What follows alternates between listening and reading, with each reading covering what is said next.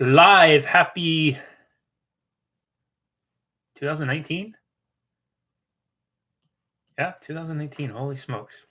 Okay, I'm just going to get this shared on really quickly on my other pages. And if you'd like to invite some friends and family to join in, please feel free to do so. Also, who saw the new little infographic thing with the schedule? What do you think of that? Is that helpful?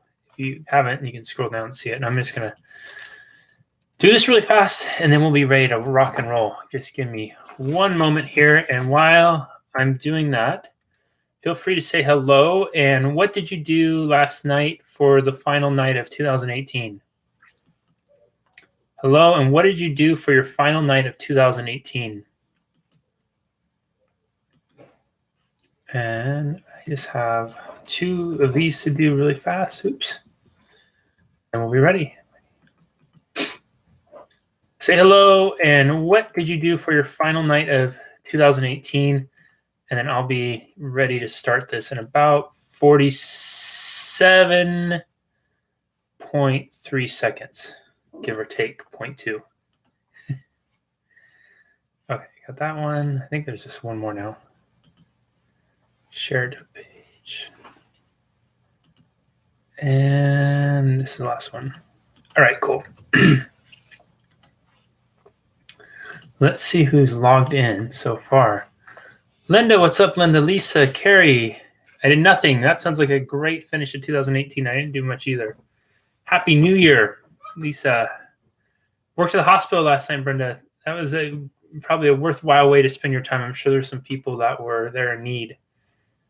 Happy New Year's. Remind me of text messages on Facebook. Stayed home. Carol. Yeah, I did too. Went to bed. Well, here we are in 2019. Gosh, that seems so futuristic and space agey almost. I don't know. Did any of you see? Can I post a photo in here? No. Did any of you see the little kind of calendar emoji thing I put the infographic I put together? It's on a post here on Facebook just below this one. If you're watching it from my main Facebook page, I'd love your feedback on it and what you think of it. But I will I will start using that and sending those out. So for those of you who are signed up for the registration to get the emails, we'll start sending those out this weekend. And I'll include that in there. And then we'll use that on social media. If I could, the thing would let me post. What the hell's going on here? Why is this doing this? Well, my computer is not letting me type stuff. I'm not sure what's going on. So anyways, that will be, if it would let me post the registration page, I would put that up there. But hopefully it'll let me post it a little bit later. But anyways, what will happen is I'm going to have those of you who want to register to get email reminders for the lives. I will be sending you out that in an email some point on Friday through Sunday for the upcoming week. That way you can plan it in your calendar. You can look over what's going to be. If you have friends who you think the content would be relevant to, you can invite them to join in as well. And then I'm really committed to making this work and having it be a more regular, consistent thing that you can rely on and come to get some value and hopefully some tools that you can utilize to make 2019 a really epic year. I'll also post those in and around social media. So if you ever want to share them on your pages, your respective pages, and tag a few friends that might benefit from it too, that way they can mark their calendars. But I'm really hoping this will help us streamline the process and make it easier and easier for everybody to jump in. And always be sure to, subscribe to notifications and all that, because that way it helps bypass the Facebook, YouTube, and all that other stuff. So my one request for you all this year is, some of you are so great at engaging, and I appreciate so much. And I would love for you all to take notes when we do these. Just, even if you're jotting down little notes, because here's the thing: if we're passively listening, which is what most of us do, our retention is a small percentage. It's maybe 10% at most, and then that usually dwindles away very quickly afterwards. Because what happens when we're passively listening, right? We're partially distracted, and then as soon as it ends, we go on and we continue on with whatever we were distracted with beforehand. And so our retention is minimal. But if we actually are taking notes and we're actively listening and then writing stuff down, it adds like another 40 to 50% in what we're able to retain. And then if you're able to take what you learn, take what you take with notes, and then put some sort of action behind it right away, then it increases your retention in the 70s, 80s, and 90s. So I really want you to do a lot of this. So what I encourage you to do is take some notes, have this be your New Year's resolution for yourself with these, to take some notes, and then ask questions too. I really want to have these evolve into discussions where it's not just me talking to you or at you, but we can have a conversation. We can have a discussion around these things, because I really feel that that's where I'll be able to serve you to the best of my ability, is if we can go deeper and get out of my head and get more into your head, and we can speak to that as well. So I see quite a few jumping on. Happy New Year to everybody. Let's dive into our first Facebook Live and YouTube Live of 2019, how to make resolutions that you keep. How to make resolutions that you keep. This is a topic that I'm sure is near and dear to all of our hearts, because I don't know about you, if you could all show your hands, but I'll be the first to raise mine. I have in my life made so many resolutions that I said I was going to do, that I said I was going to keep, and then by sometimes not even the end of January, but by February, March, whatever it is, the resolutions were long gone, and I was back to the old behaviors and old habits that I'd always carried with me for a long time. When my first real job outside of college was working at a 24-hour fitness, which is a major health chain here in the US and around the world. And I remember at the start of the year, right around January 3rd or 4th, it wasn't usually the 1st or 2nd, because the 1st everybody was still partying, and on the 2nd everybody was pretty hungover. So it was usually around the 3rd or the 4th it would start. And you would see all these people starting to trickle in their new gym clothes, and we called them the New Year's resolutioners. And the resolutioners were the ones who would come in and they'd be kind of wide-eyed, and you could tell that they really wanted to make some sort of positive change for themselves. And they had likely made a New Year's resolution many times in the past that was also fitness related. And these folks would come in and they'd be fired up, and you'd see them the first week they're there, they'd be there for 5 days. The second week, they'd be there for 5 days. The third week, they'd be there for 4 days. The fourth week, they'd be there for 3 days. They'd be slow, they'd be getting sore. They'd be running up against some progress. The progress they'd be making would be minimized. By the fifth week, they would be there only twice, and they'd be making excuses. They'd be hitting snooze when the alarm went off. And by the sixth or seventh week, they might make it in once. And then pretty soon, by the end of March, they're not even there at all. This was the pattern that I would often find in my own resolution making. I can remember, different various goals that I had set in the past, exercise being one of them, or just things to grow my business, habits I wanted to work on. My gosh, I used to have such a negative mindset about myself and certain aspects of my career professionally. And so I would wake up every day and just berate myself about what I need to get done, how I need to do it, how I need to change these things. And there wasn't really a lot of positive reinforcement. So I'd make resolutions for myself about this was going to be the year that I would change my mindset. This would be the year that I was going to change how I interacted with myself and others. And I would do really good for a few days. I would follow my reminders. I would listen to my alarms when they'd go off on my phone. And then what would happen? I would start to flutter away, and pretty soon, before I knew it, I'd be back to my old habits. I don't know. Can any of you relate to this at all? Does this sound familiar? Now, me, the New Year's resolutioners at the gym, all of us had great intentions. We really did. We wanted to make some improvements. We wanted to positively impact our lives. We wanted to make some positive changes, but we kept faltering. And why is that? The reason being is twofold. And these are the two big things I want to give you today for how to make resolutions that you keep. Is number one, emotion creates motion. Write that down. Emotion creates motion. Everything that we do in life, we do for better or worse, good and bad.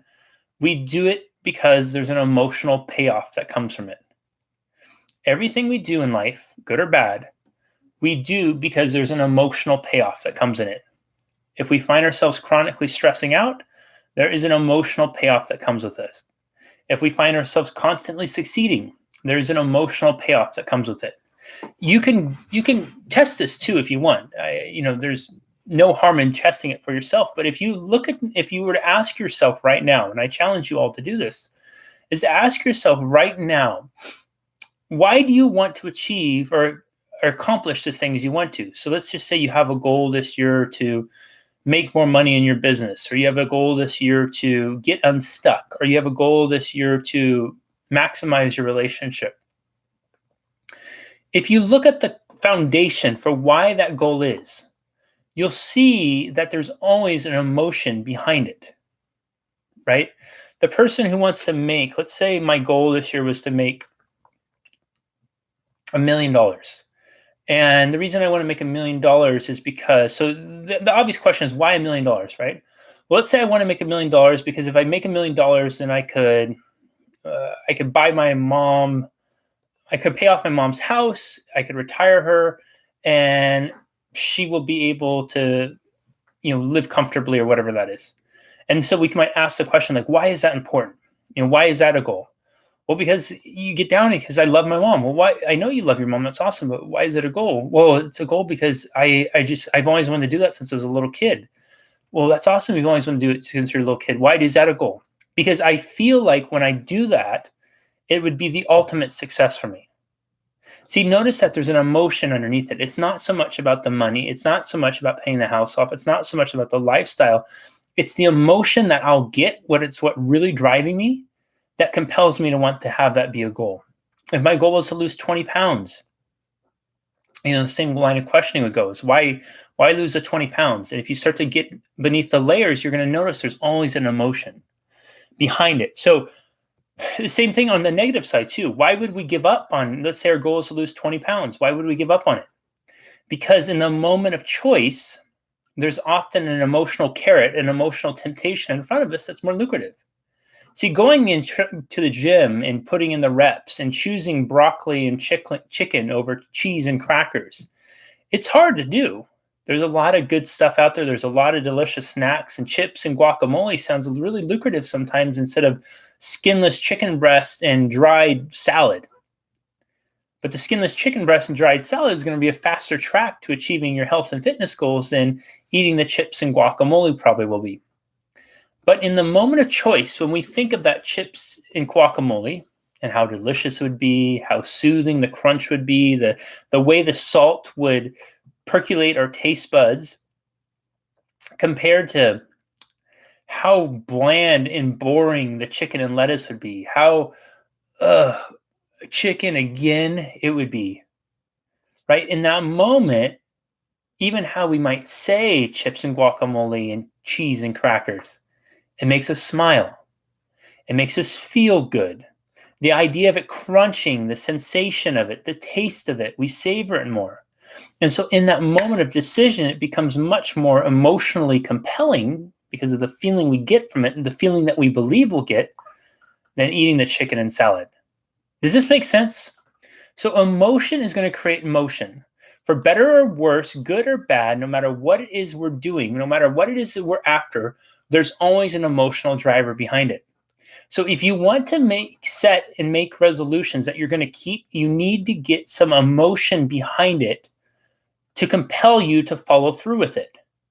See, if your goal is to lose 20 pounds, if your goal is to quit smoking, if your goal is to run a marathon, if your goal is to start a new business, if your goal is to rekindle the romance in your relationship, if your goal is to, whatever your goal is, whatever your resolution is, we'll interchange the words resolution and goal. And the only reason you have behind it is because I should stop smoking because I should. I want to run this race because I think it would be cool. I want to rekindle the romance in my relationship because I'm tired of it being kind of meh. I want to start this new business because I think it would give me something to do.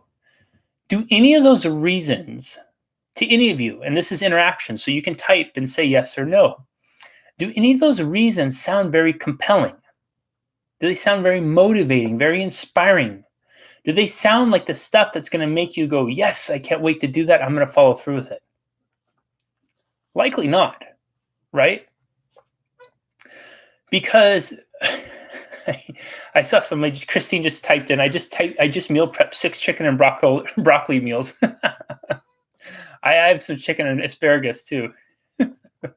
That's great. So, but no, right? There's not really anything compelling it, especially when it's saying like, if I'm going to get up and go to the gym in the morning and the alarm goes off and I'm thinking, oh God, I have to go to the gym. This is going to be hard. It's cold outside. Versus how do we talk about when we make the decision to stay on our bed? Oh, it's so cozy in here. It's so warm in here. Oh, it's so comfortable. Gosh, just a few more minutes to sleep. Oh, I can do it later, right?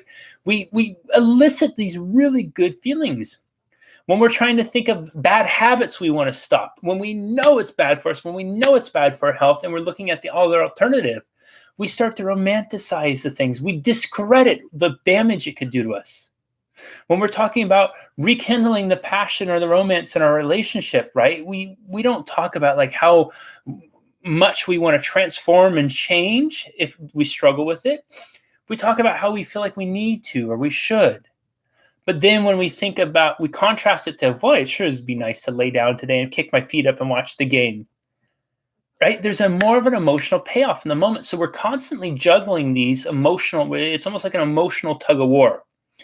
And in that emotional tug of war, whatever you have the most compelling emotion behind is always going to win.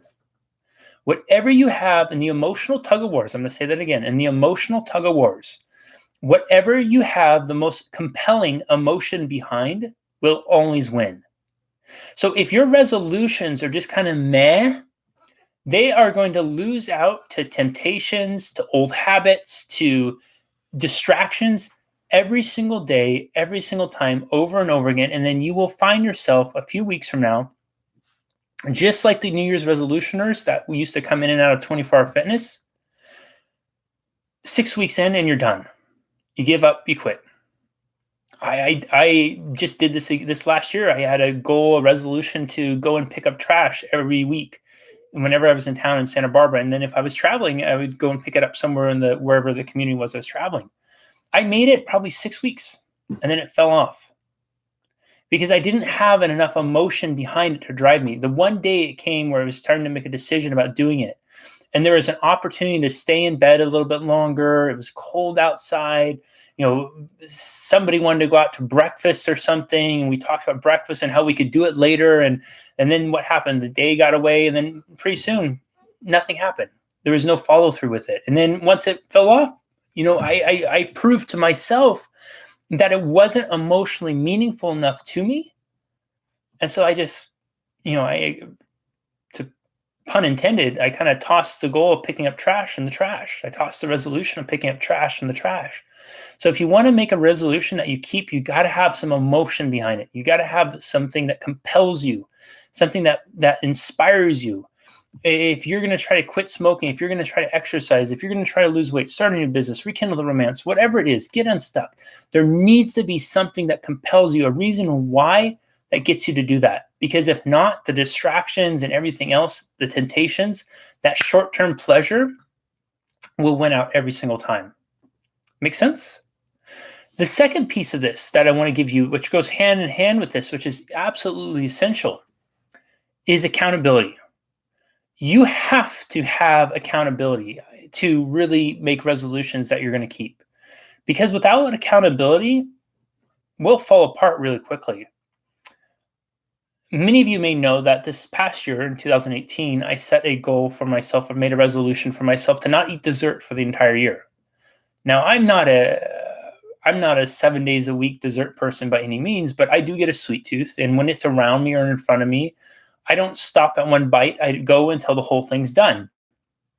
I also am very, very good at justifying to myself when I'm working on ice cream or cake or whatever else it is, saying, well, there's only this much left, and I might as well just eat it all right now and get it out of the house, meaning that I'll double or triple up on my serving so I don't have to keep having it over because I don't want to waste any food or anything like that. I could throw it away, but I would rather deposit it down the receptacle that is my digestive system. The reason I was able to be successful with that goal, that resolution this past year, is because I shared it. I made an announcement, a declaration to anybody in social media who was listening. I told my friends, my family, the people who are going to be around my day-to-day lives. I told my clients about it. And it made a massive impact because now I couldn't let myself down. It wasn't about letting myself down. It was about telling all these other people that I'd done it. So I had all these other people holding me accountable. The biggest thing that my clients who are successful at keeping their resolutions do that most people don't is they have an accountability system. They check in with me daily, sometimes twice daily or more, to map out what they're working on and what they need to do. And then they report back at the end of the day about how it went. And guess what? If it didn't go as planned, then we're able to work through it and troubleshoot it right away so they can get back on track and start accomplishing things at the rate they want to. Versus if there isn't the accountability, what happens? All of us know this, right? We've all probably told ourselves, this year I'm going to this year I'm going to that, but we tell no one else. And so then what happens when we run into that wall, which we all will, when we run into that obstacle, which we all will, we say, if I don't go, if I don't do this, nobody's going to know. Nobody's going to care. It doesn't affect anybody else. It only affects me. It's no big deal, right? And so we quit. We give up. We say, next year. We say, this wasn't for me. We tell ourselves stories. Maybe it was ridiculous for me to try. Maybe we really berate ourselves. And something, we go to extremes and say, boy, I was stupid for even trying this. It was ridiculous for me to think I could do that, and so on and so forth. I don't need to regurgitate the stories because many of us have told us those stories before and in different iterations of it. But the stories are familiar because it's a universal story. It's my story. It's your story. It's all of our stories. Any of us who have ever struggled to keep resolutions, we've told ourselves similar stories about why it doesn't happen, why it doesn't work out. So if you want to make resolutions that you keep, you have to get some emotion behind it. You got to get emotion that compels you to act, and you have to have accountability. Accountability is absolutely crucial because we will all let ourselves down before we will let other people down. See, when we have somebody else or someone else or a group of someones to answer to reply to, who are expecting us to follow through with this, something magic happens. We want to succeed not just for ourselves, but we want to succeed for the approval and the praise of them. We want to succeed not just for ourselves, but we want to succeed because it's a reflection on the accountability that our other person provides. We want to succeed not just for ourselves, but because we recognize that someone is donating their time, energy, effort, love, support, whatever it is to us. Because inevitably, if they're doing that, that means that they believe in us. And all of us deep down want to have other people believe in us. We all want to know that we're enough, and we all want to know that we're loved. And when we have accountability, people backing us up, it helps us rationalize and wrap our minds around this concept that I am enough and I am loved because I'm enough for their time. I'm enough for their attention. I'm enough for their skill, their expertise, whatever that is. And that's where the real magic happens. So if you want to make resolutions that you keep, and incidentally, I would love to hear from some of you if you haven't made any resolutions. You go ahead and start typing in. But if you want to make resolutions that you keep this year and every year going forward, two big things that you can start doing right away. Emotion creates motion. Put some emotion behind it, emotion that compels you to follow through with the steps you need to take for your resolution. And number two is get some accountability behind you. Again, my clients who are the most successful at keeping their resolutions, the reason they are is because of the accountability that they and I have between each other. Accountability is crucial. What was there a saying? There's a saying I read the other day that said something like, alone we can go fast, but together we can go far. Meaning that alone that we can do a sprint, which is what most of us will do. That person, and that was a New Year's resolution, they run into the gym, they're there 5 days a week, 4 days, 3 days, and they start to fade away. But together we can go far. When you have somebody who has your back, who is your cheerleader, your supporter, your coach, your mentor, they are going to figure out what it makes you tick in here and in here and help you push through those sticking points and get you from where you are to where you want to be. With that being said, that is what I have for you all today. What questions do you have? And I would love for you to share any resolutions you have. Was this helpful? Yes, no, let me know. Also, I have let me see, I have to double check. I know there's at least one spot still available for a strategy session with me this week. If any of you wanted to dive in deeper with this and how we can implement coaching into your 2019. For whatever reason, it's not letting me type it in here. So because it's not letting me type it in, I wonder if I can do it that way. I don't want to screw around. It's not letting me type in. You're going to need to message me. So message me here on Facebook or through YouTube or through my website, and we'll set that up. Yes, cool. Lose weight, get back in shape, and be financially independent are my goals. Those are awesome goals, Carrie. So what I would ask you right away is, what is your what's your emotion that's going to compel you to follow through those? What's your reason why? What's the emotion that you're going to use to drive you to lose weight, to drive you to become financially independent? And then who is your accountability going to be? Who's going to be your accountability person? If you have a friend or family member too, be sure to share that with them. That's going to be your accountability. Barbara, my goal this year is decluttering my life paper, etc. I saw saying clutter used to be money and it hit home. That's awesome. So same thing, Barbara. Notice that, and what Barbara said right there is really, or Barbara, I'm sorry, Barbara. I'm reading Barbara. Brenda, my goal this year is decluttering my life paper, etc. I saw it saying clutter used to be money and it hit home. So notice what Brenda's saying there is she's describing a behavior that she's had, and then she saw something that, what did it do? It emotionally compelled her. Emotion creates motion. She saw something that made her not think, but it hit home. It made her feel. And usually what do we describe hitting home? Hitting home is we feel it in the heart, we feel it in the gut. We hit home. And so now what she has is she has emotion that inspires her, that compels her to set that goal. So now what I would encourage you to do, Brenda, is identify what emotion that you need, what's going to be your emotional driver behind that, and who's going to be your accountability, who's going to help you with that. Robert, hey, Robert, to get emotion behind it, you have to be honest with yourself, but that's not always easy. I 100% agree, Robert, and I so appreciate the comment. And you're absolutely right. It's not always easy. And when we run into these, so one of the things that I have my clients do when they run into exactly what you're talking about is there's this desire to get the emotion behind it, to achieve the goal, to achieve the resolution. But there's a struggle with honesty, is to create a contrast, because there's the right now and the choice we have to either be honest or not be honest.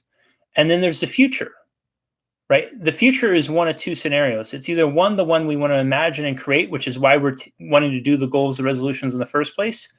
Or it's the number two. It's the one that we intuitively all know is going to become our reality if we don't do anything now to change.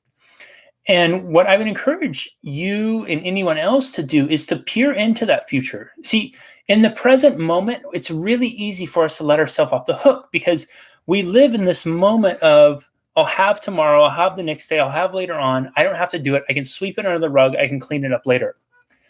And we don't give any thought to the future, right? If we want to stop smoking, we don't give any thought to how smoking right now is going to affect our future. We're just focused on the immediate satisfaction in the moment. If we want to lose weight, we don't give any thought to how the compulsive eating right now is going to affect our future. We just want that immediate satisfaction in the moment. But if we allow ourselves to glimpse into the future and then look at the emotion of that and what it's going to affect us, how it's going to cost us. If I don't do this now, if I don't lose the weight now, if I don't stop the behavior now, I could miss out on time with my kids and grandkids. If I don't start this business now, somebody else could have it, and then I'm going to end up, wherever. If I don't repair my relationship now, then it's going to be a divorce. Those kinds of things. And if we actually bring that future into focus, that can often be enough in of itself to give us enough emotion behind it to help us work through the fear of being honest. Is that helpful, Robert? I really appreciate you contributing that. Thank you. Christine, financial freedom at last. So same thing, Christine, is I love that goal. And what's the emotion behind the financial freedom? And who's going to be your accountability? We live forwards, but look at it backwards. Yeah, we live life forwards. And a lot of us will live looking in the past too. I was talking with one of my accountability partners the other day, and we were talking about health and fitness goals. And I was telling him, I feel like I'm finally getting back to where I was before my injuries. And he stopped me and he said, listen to the dialogue, right? We're putting these goals and these measurables based off of where we once were, but we can never go back. And he was so right. And so what we can do instead is we can use the past as a reference. If there was things that we were successful at in the past, benchmarks that we had that we were good at, we know that we have a blueprint for how to recreate that in the future. We can also draw on the lessons of the past and bring them into the present to create a more compelling future. But if we look with this like this behind us and always saying, wow, it was so great behind there, what's going to happen is we're going to walk through life looking behind us, and then here's the wall, and we're going to keep walking, boom, run into wall, run into wall, run into wall. We have to look at the past as a great reference point, but living back there will destroy us and cause us more headaches than anything else in the future. What if the emotion is negative, meaning fear, desperation, guilt, etc.? It's not going to be compelling enough. That's a great question, Christine. It's not going to be compelling enough because for a lot of us, we've gotten so comfortable in living in our fear, living in our desperation, living in our guilt, that it's just become a new way of being.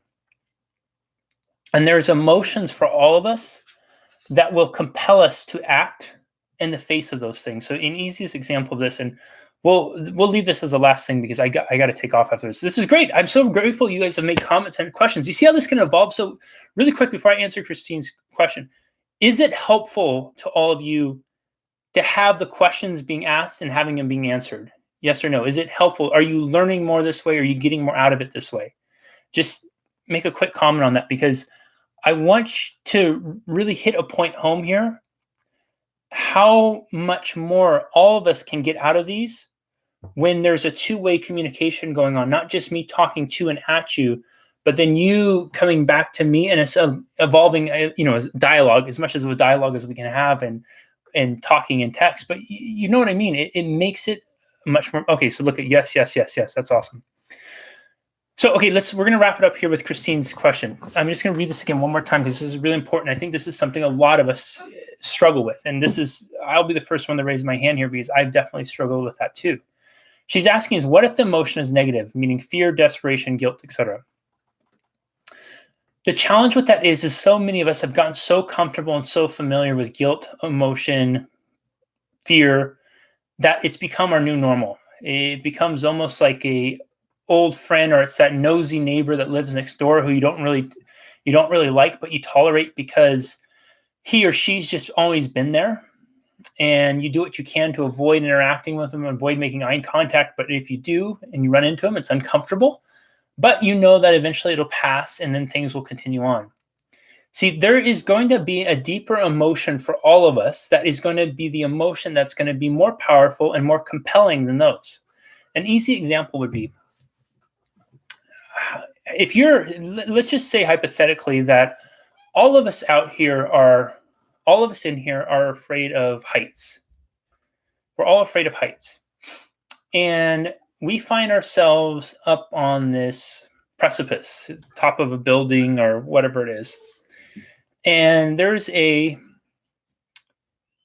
let's say a 2 foot, or let's not even say a 2 foot, a 1 or 2 foot gap between us and the next building. And now, normally, there's no way in hell we'd even go up on the top of the building, right? We're afraid of heights. We're fearful of it. It makes us nauseous. It makes us dizzy. If we were to walk to the edge of it and just imagine yourself walking to the edge of the building and looking down and seeing how far it is, we know that if we fell, we'd fall to our death. So the idea of even being up there will get our heart racing, will get our palms sweating. We're terrified of it, but there's no fucking way we're getting near it. But there's something different in this scenario. On the other building is the person that we love the most. Our child, our lover, our best friend, our sibling, whomever. Maybe it's our dog. And there is someone over there that is holding a gun to their head.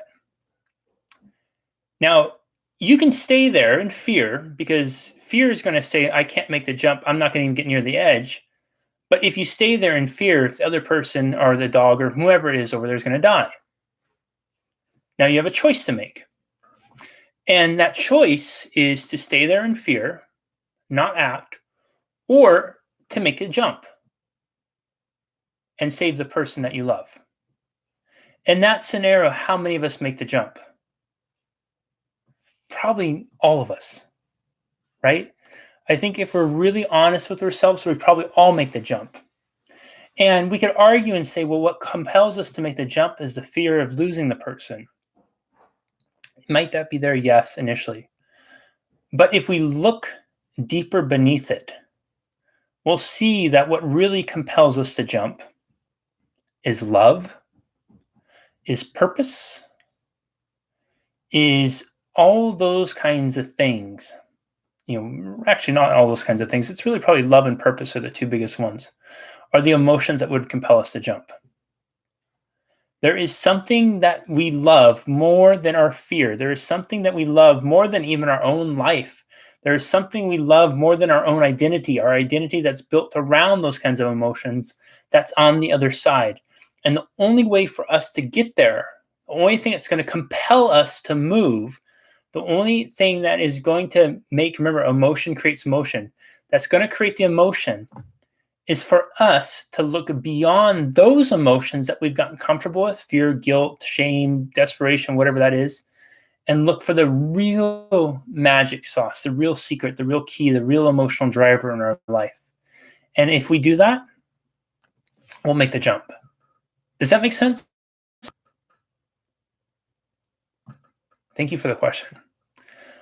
Alrighty, so I am going to see what the hell's happening, why I can't post anything in here, but reminders. I have at least one spot left. I don't want to quote more than that, but for this week for a strategy session for me, if you're somebody who's serious about coaching, you want to dive deeper in this, if this has resonated you need some accountability this year, this would be a perfect thing for you to do.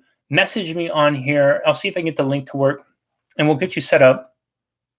Also, if you want to get on the Facebook Live reminder email list, I'll put that link up here as well. And what you'll do is just put your email in there, and then you will get an email from me sometime either Friday over the weekend, every week going forward, with the calendar of what's going to be broadcast that week. This way you can plan your days accordingly. You can invite friends and family if you want, all those types of things. So I really want to build this community up in here. And if we can continue to have more conversations and discussions like we did today, that would be friggin' awesome. So anyways, thank you so much, everyone, for being here and kicking off a little of your new year with me. Happy New Year. We have a lot of great work to do together, and together we're going to make this absolutely epic. So wherever you are, whether it's morning, noon, or night, remember, carpe diem, seize the day, seize the moment. This is the only moment you have. That is this moment, so make the most of it. Sending lots of love to each and every one of you, and we will be back here tomorrow, 4 p.m. Pacific time. Bye-bye. Oh, actually, did I have the same posted on here? Oh, I could tell you, too, what it's going to be. Tomorrow is going to be 4 p.m. Pacific time, what my clients have done to be successful with their resolutions. So what my clients have done to be successful with their resolutions. That's going to be tomorrow at 4 p.m. Hope to see you then. All right, let me turn off now before I forget something else I remember. Bye-bye.